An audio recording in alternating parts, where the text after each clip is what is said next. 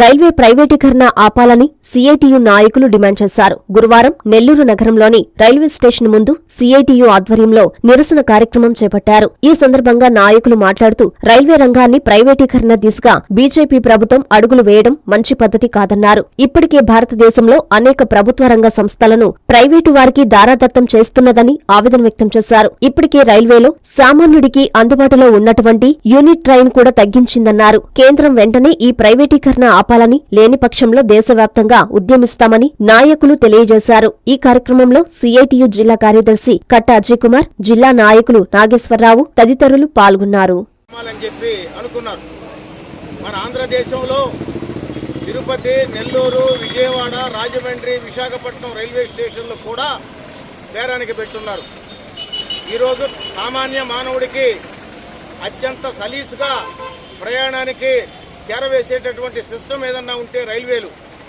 నెల్లూరు నుంచి మద్రాసుకి ఒక 60-70 రూపాయలు ఉంటే రైల్లో మనం పోవచ్చు.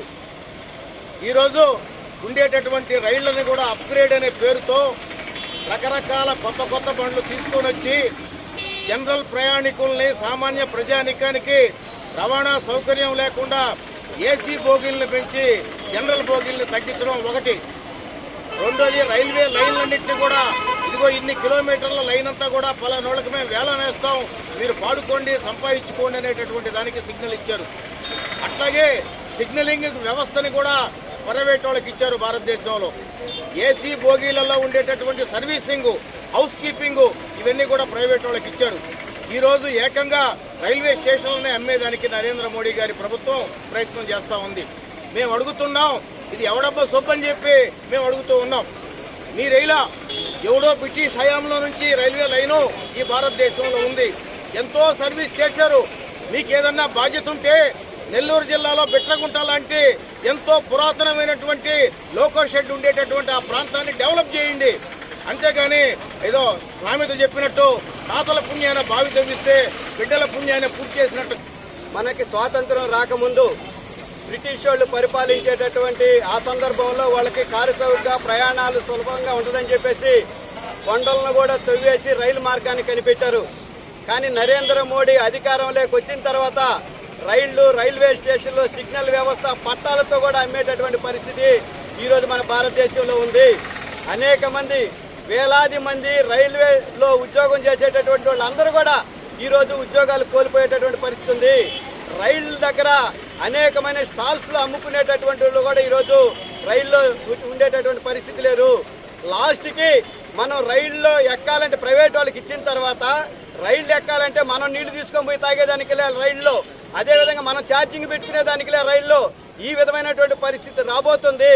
అంతేకాకుండా నరేంద్ర మోడీ అధికారంలోకి వచ్చిన తర్వాత ప్యాసింజర్ రైళ్లు అనేటటువంటి తగ్గించేశారు. ఎక్స్ప్రెస్ లో కూడా ప్రయాణికులు జనరల్ బోగీలు అనేటటువంటి తగ్గించినటువంటి పరిస్థితి ఈరోజు మనందరం కూడా చూస్తున్నాం.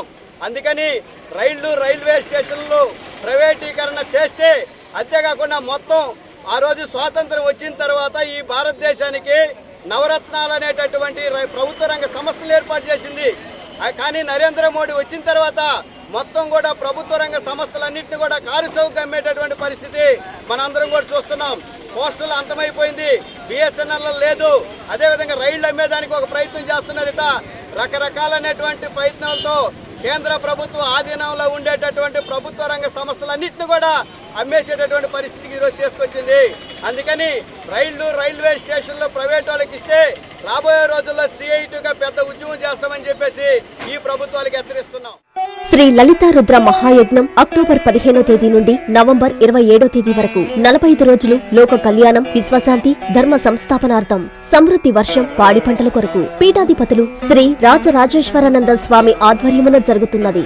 సకల శుభాలు కలిగించే ఈ లలితా రుద్ర మహాయజ్ఞములో పాల్గొని ఆయురారోగ్యం, ఉన్నత చదువులు, ఉద్యోగం, పదవులు, నవగ్రహ దోష నివారణ, సకల సంకల్ప కార్యసిద్ధి, వ్యాపారాభివృద్ధి, అన్యోన్య దాంపత్యం, శత్రు నివారణ, వివాహం, సంతానం పొందుటకు అందరూ ఉభయదాతలుగా పాల్గొనుటకు సంప్రదించవలసిన సెల్ నంబర్ 9848088925.